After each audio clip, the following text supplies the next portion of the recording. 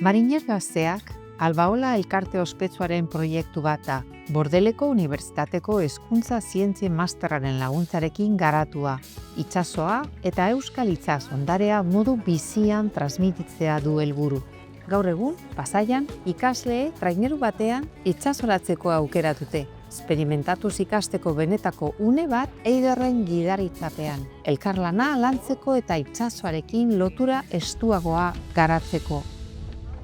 Proiektu hau berritzailea da, navegazio honek lotzen dulako historia, itsasondarea, naturakiko maitasuna, hezkuntza eta balore pila bat.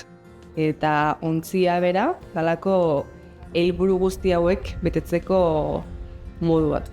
On est envoyé ici pour travailler avec Albaola sur le projet patrimoine, rénovation et bateau ici.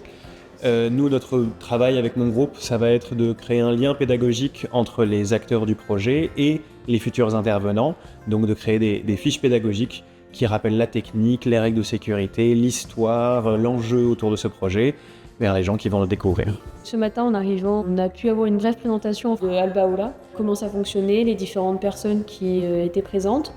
Puis on a fait du bateau. Alors c'est un bateau un peu spécial, c'est typiquement basque. Et en fait, on a pu tous participer à être dans le bateau et à ramer et apprendre à ramer avec les instructions en basque. Donc nous expliquer comment fonctionnait la rame, le mat et la voile. C'était super. Nere ustez, ezinbestekoa da ikasleak beraiek izatea esperientzia hori lehenengo pertsonan bizitzen dutenak.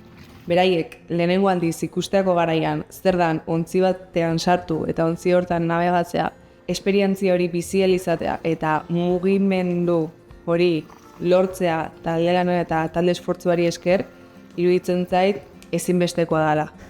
Moi, en fait, je travaille déjà sur la transmission des savoirs et des savoir-faire en fait, dans le cadre de la musique. Donc vraiment, c'est apprendre le geste et le ressentir dans le corps. Donc c'est exactement ce qu'elle transmettait. Et d'ailleurs, c'était ressentir le vent, ressentir la pagaie. Je pense que je vais vraiment m'appuyer sur mes apports théoriques que j'ai eus au cours de ce master pour pouvoir construire en fait ce qu'elle nous demande, donc le manuel pour Albaola.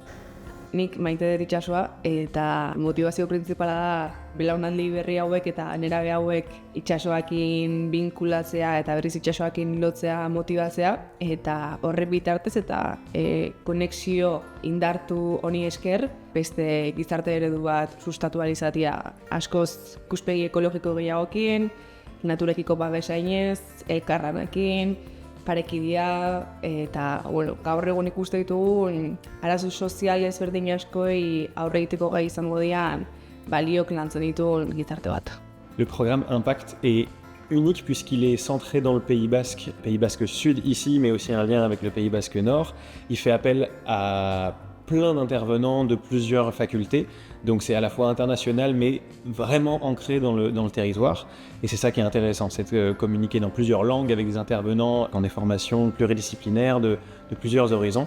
C'est enrichissant de travailler avec autant de personnes. Ngày đầu tiên thì lần đầu tiên chúng tôi có cái trải nghiệm rất là vui vì được trải nghiệm chèo thuyền cũng như là khám phá Albaola, có những cái câu chuyện cũng như là những cái chia sẻ về lịch sử của nơi đây thì chúng tôi rất là cảm thấy thú vị và được trao đổi với tất cả mọi người rất là vui.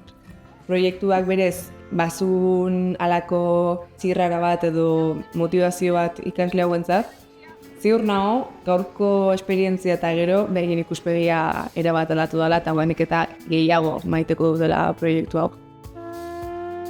Argi dago ikasle hauek ez dutela erraz ahaztuko egun hau. Aurkikuntza, esperientzia eta truke ugariz betetako jardunaldia izan da. Albaolako kideen inplikazio eta pasioari esker posible egin dena.